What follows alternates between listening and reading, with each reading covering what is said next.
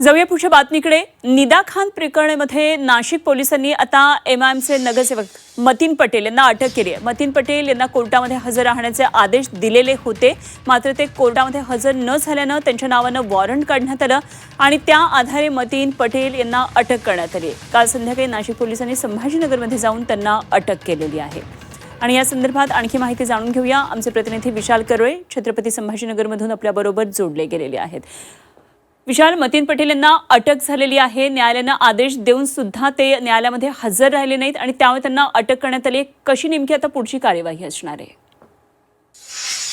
नाशिकच्या धर्मांतरण प्रकरणात मतीन पटेल हा आरोपी होता। तेथील मुख्य आरोपी निदा खान ही छत्रपती संभाजीनगरमध्ये वास्तव्यास होती आणि मतीन पटेल याने तिच्यावर आरोप असतानाही तिला दडवून ठेवल्याचं, लपवून ठेवल्याचा आरोप त्याच्यावर होता आणि त्या संदर्भात त्याच्यावर गुन्हा दाखल झाला होता। खरं तर याबाबत महापालिकेनं आणि पोलिसांनी धडक कारवाई करत त्याचं घर सुद्धा पाडलेलं होतं। मात्र या सगळ्यानंतर त्याला आरोपी करण्यात आलं होतं आणि कोर्टाने वारंवार त्याला समन्स केले होते आणि चौकशीसाठी बोलवण्यात आलं असल्याचं नाशिक पोलिसांनी सांगितलं। मात्र मतीन पटेल एकाही चौकशीसाठी हजर झाला नाही, त्यामुळं त्याच्या विरोधात अटक वॉरंट काढण्यात आलं। नाशिक पोलीस छत्रपती संभाजीनगरमध्ये दाखल झाले। काल दुपारी त्याला शोधलं, त्याची संभाजीनगरमध्ये 3 ते 4 तास चौकशी सुद्धा करण्यात आली आणि त्यानंतर त्याला ताब्यात घेऊन आता नाशिकला नेण्यात आलेलं आहे आणि नाशिकच्या कोर्टामध्ये त्याला हजर करण्यात येणार आहे।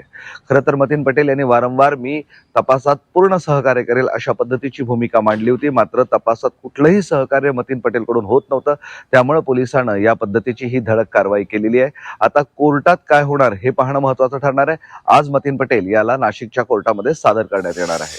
ठीक, विशाल, धन्यवाद दिलेल्या माहितीसाठी। विशाल करोळे आमचे प्रतिनिधी आपल्या बरोबर होते।